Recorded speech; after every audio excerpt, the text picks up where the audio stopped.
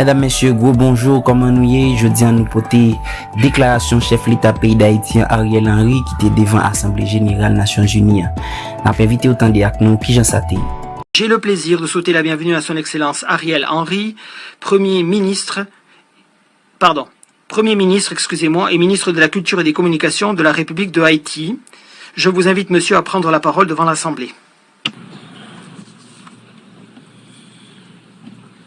Monsieur le Président de l'Assemblée générale, Monsieur le Secrétaire général, Excellences, Mesdames, Messieurs les chefs d'État et de gouvernement, Mesdames, Messieurs les chefs de délégation, distingués délégués, chers compatriotes,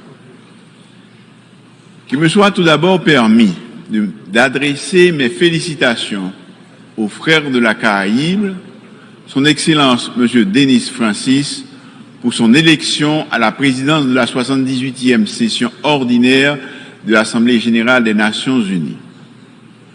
Je saisis l'occasion pour redire au secrétaire général Antonio Gutiérrez toute la gratitude du peuple haïtien qui a apprécié à sa juste valeur sa récente visite au pays et son soutien indéfectible à la démarche d'Haïti auprès du Conseil de sécurité pour l'obtention d'un soutien robuste à la police nationale d'Haïti. Monsieur le Président, je me félicite du thème choisi pour guider nos interventions au cours de cette session. Rétablir la confiance et raviver la solidarité mondiale, accélérer l'action menée pour réaliser le programme 2030 et ses objectifs de développement durable en faveur de la paix, de la prospérité, du progrès et de la durabilité pour tout le monde. Il nous incombe d'examiner et de proposer des solutions aux principaux défis mondiaux susceptibles de faire progresser la paix, la sécurité et le développement durable. En effet, il est difficile de concevoir le développement sans la paix et la sécurité. Il faut faire preuve de solidarité et de détermination pour relever ces défis. Le monde, à la veille de l'échéance de 2030, va mal.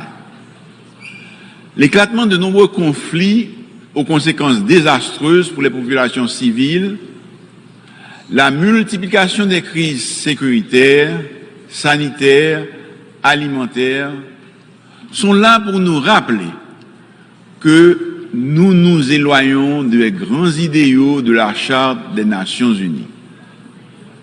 J'en veux pour preuve l'insécurité alimentaire engendrée par les conflits et les violences. Le rapport mondial 2023 sur les crises alimentaires indique que 258 millions de personnes étaient en situation d'insécurité alimentaire aiguë et avaient besoin d'une aide alimentaire d'urgence en 2022. C'est pourquoi mon pays avait pris part au débat public de haut niveau sur la famine et l'insécurité alimentaire mondiale provoquée par les conflits, qui a été organisé au mois d'août dernier par le Conseil de sécurité pour tirer la sonnette d'alarme. L'économie mondiale, depuis la crise du Covid-19, se trouve dans une situation de stagnation. L'inflation frappe de nombreuses économies et les perspectives de croissance ne sont pas encourageantes. Monsieur le Président, cette situation n'est pas sans conséquence sur les pays les moins avancés, notamment Haïti, qui doit constamment faire face à la volatilité des prix et à une terrible crise aggravée par la détérioration de la situation sécuritaire du pays. Il convient également de mentionner dans ce décor inquiétant les changements climatiques qui représentent pour les petits États insulaires comme Haïti un danger permanent, les mettant à rude épreuve. Au passage de chaque ouragan, les économies de la région Caraïbe subissent des pertes énormes qui remettent en question des avancées significatives enregistrées sur le plan socio-économique et politique par la destruction des infrastructures économiques, éducatives, sanitaires et énergétiques. Cette exception m'offre l'occasion, en ma qualité de chef de gouvernement d'Haïti, d'exposer la situation du pays, plongé dans une crise profonde depuis des années, à laquelle je m'évertue à trouver des réponses concrètes et durables. C'est une crise structurelle et multidimensionnelle qui a impacté nos institutions et qui empêche le développement économique et le progrès social. Elle a atteint aujourd'hui sa phase critique avec la dégradation de la situation sécuritaire, où la population subit quotidiennement les attaques violentes des gangs armés qui contrôlent plusieurs quartiers de la capitale et de certaines villes de province. Ils assassinent, incendient, pillent, violent, violentent, avec une rare cruauté. Ils chassent les habitants de leurs maisons, bloquent les routes et contraignent les écoles, les hôpitaux et les commerces à fermer leurs portes. La détérioration de la situation sécuritaire ces dernières semaines a engendré une nouvelle crise humanitaire avec des déplacés qui occupent de façon spontanée plusieurs sites pour échapper à la violence des gangs. Plus de 25 écoles de la capitale sont investies par des déplacés internes, estimés à plus de 16 500. Ils font face à de graves difficultés et vivent dans des conditions infrahumaines. La menace sanitaire est aussi présente avec des cas de choléra signalés dans certains sites, ce qui augmente le risque de transmission et pose un vrai problème de santé publique pour la population. Les abus, les violations systématiques des droits de l'homme causées par la violence des gangs compromettent la paix, la stabilité et la sécurité du pays et de la région. Les enlèvements contre rançon, les pillages, les incendies, les récents massacres, la violence sexuelle et sexiste, le trafic d'organes, la traite des personnes, les homicides, les exécutions extrajudiciaires, le recrutement d'enfants soldats, les blocages des routes principales constituent une liste non exhaustive des crimes perpétrés par les gangs armés. Il en résulte de graves conséquences telles que la mauvaise performance de l'économie qui a enregistré 5 années de contraction avec un taux de croissance négatif et une inflation élevée de près de 40%. De surcroît, la crise humanitaire s'accentue. Selon les estimations, 4,9 millions de compatriotes se trouvent dans l'insécurité alimentaire. C'est à peu près la moitié de la population qui vit en dessous du seuil de pauvreté avec moins de $2 américains par jour. Monsieur le Président, nous ne sommes pas là pour accabler ou justifier le passé.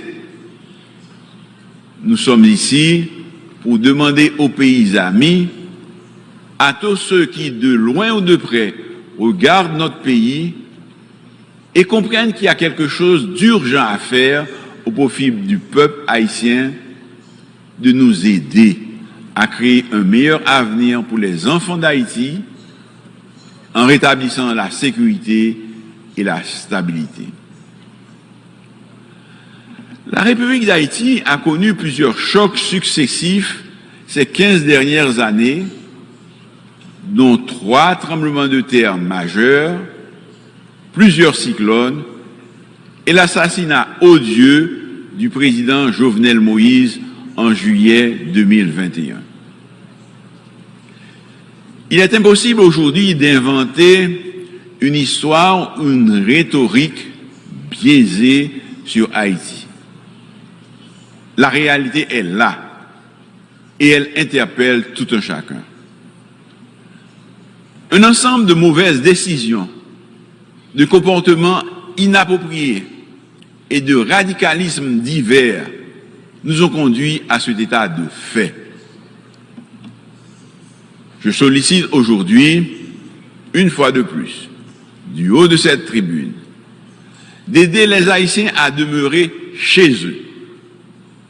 Ils sont des milliers à chercher ailleurs un mieux-être et la tranquillité que leur terre natale ne leur offre plus, dans un monde où il existe de moins en moins d'Eldorado à cause des aléas climatiques et des crises économiques récurrentes.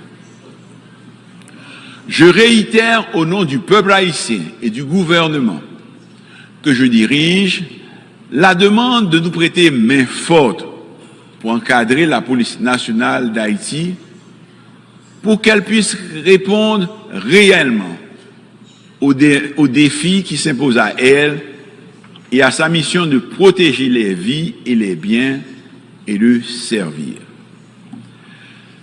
Certains pays ont connu des situations similaires à celles que vit mon Haïti actuellement. Ce sentiment de toute puissance des criminels ne doit pas pour longtemps encore résister aux lois de la République et à la volonté de l'ensemble des citoyens de récupérer leur liberté de circuler et de se projeter dans leur pays. Des Haïtiens, il y en a un peu partout, aujourd'hui dans le monde. Et beaucoup espèrent retourner chez eux. Nous sommes reconnaissants à certains pays qui les ont accueillis. Mais je désire pouvoir leur dire qu'aussitôt l'ordre et la stabilité revenus, ils pourront, s'ils le souhaitent, rentrer pour participer au grand combat de la reconstruction.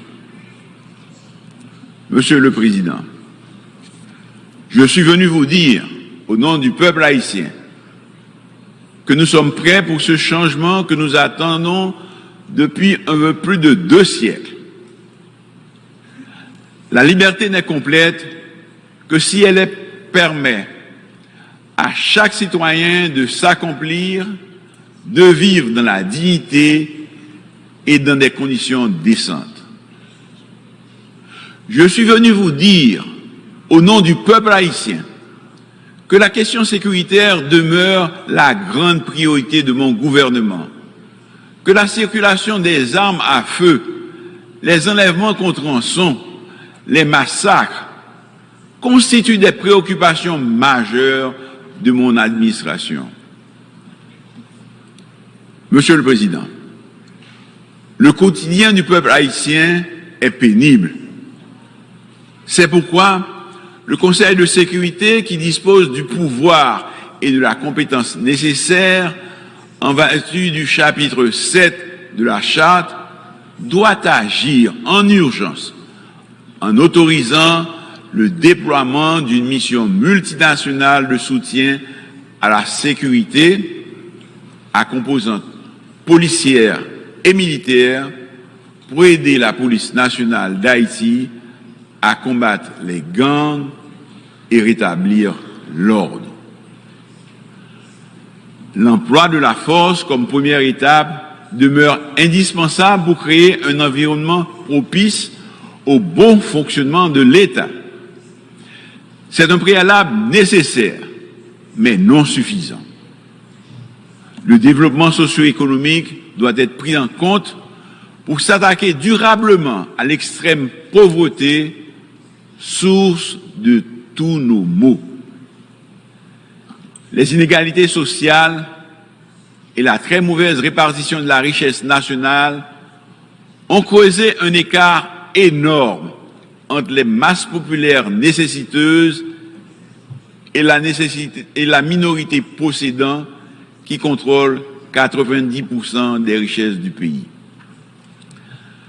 L'extrême pauvreté accentue le chômage des jeunes, marginalise ceux des quartiers pauvres qui se laissent entraîner facilement dans la délinquance et la criminalité. Cette catégorie constitue un terreau fertile de recrutement pour les gangs. Une fois de plus, du haut de cette tribune, je lance un appel à tous les Haïtiens de bonne foi, ceux qui vivent dans la diaspora comme ceux de l'intérieur, tous les acteurs de la vie politique, quelle que soit leur tendance, à travailler avec le gouvernement pour combattre les gangs, rétablir la sécurité et, comme de vrais démocrates, à prendre le pouvoir par les urnes.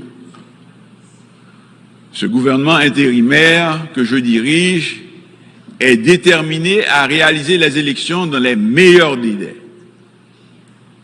Et dans les jours à venir, malgré la situation, je finaliserai en accord avec le Haut Conseil de la Transition les démarches pour le lancement du processus électoral avec le support de la communauté internationale. Le gouvernement entend continuer à discuter avec tous les acteurs politiques et ceux de la société civile de mon pays, afin de trouver ensemble, dans un élan patriotique, un consensus historique suffisant pour un dénouement heureux à la crise. La démocratie est en difficulté et le pays a besoin d'un retour à la normale pour s'attaquer aux grands défis de l'heure. Je souhaite également la participation significative des femmes et des jeunes de la société civile et de tous les acteurs concernés à l'effort commun pour le redressement d'Haïti. Seul un gouvernement légitime, issu d'élections libres, honnêtes, démocratiques et transparentes, pourrait s'atteler à la tâche de la refondation territoriale, économique, sociale et institutionnelle. Monsieur le Président, je voudrais souligner à la haute attention de la communauté internationale une situation qui s'est développée ces dernières semaines à la frontière haïtiano-dominicaine, créant un malaise inutile entre les deux républiques qui se partagent l'île. Je souhaite préciser que la République d'Haïti n'est en guerre avec personne. Les Haïtiens sont un peuple généreux et solidaire qui croit au dialogue et à la possibilité de partager équitablement des ressources communes sans heurts et dans le respect mutuel. Je suis venu vous dire que nous n'avons pas de jugement ni d'intention qui peuvent préjudicier ceux qui sont nos voisins, avec nous partageons l'île d'Haïti, avec qui nous sommes appelés à vivre et à progresser. L'histoire nous rappelle chaque jour que la violence entre pays frères ne peut entraîner que des regrets et nous laisser des amertumes qui se transmettent de génération en génération. Je suis venu vous dire, et surtout vous transmettre le message du peuple haïtien dans son ensemble. La rivière qu'on appelle la rivière Massacre,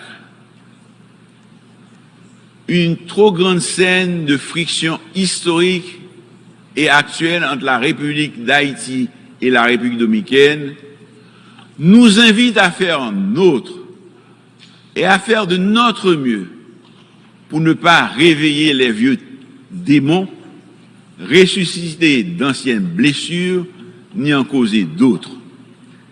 Haïti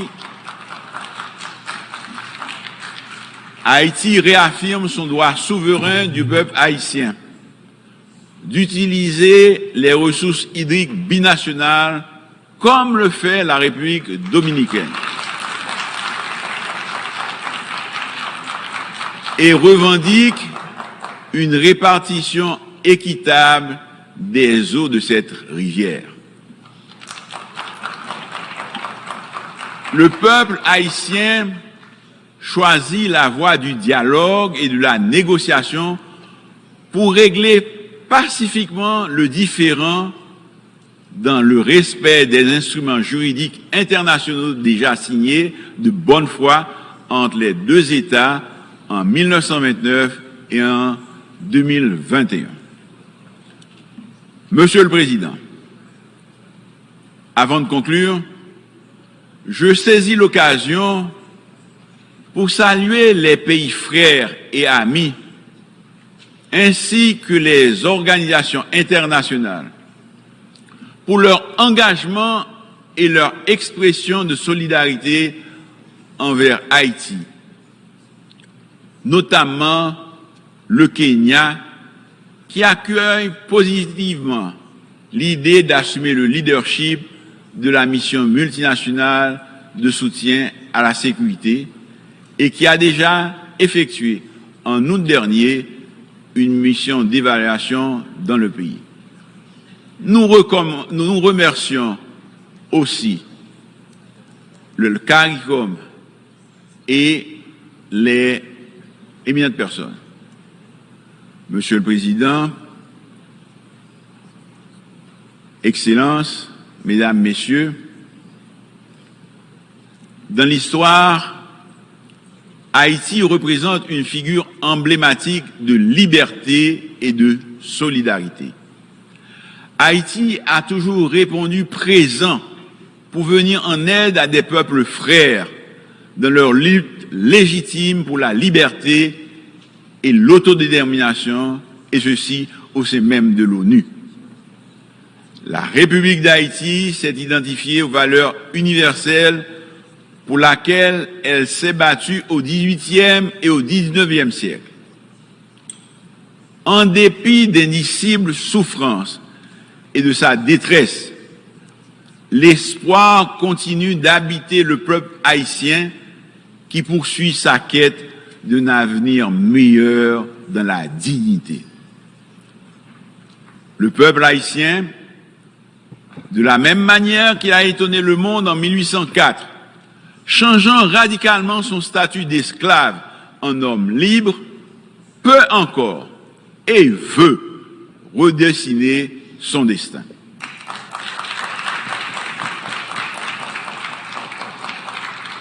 Je sollicite cet appui, cette solidarité fraternelle, afin de nous aider à tourner cette page sombre. Je demande à la communauté internationale d'agir, mais d'agir vite. Vive le réchauffement des relations avec notre alma mater, l'Afrique. Vive la coopération internationale. Vive Haïti. Je vous remercie.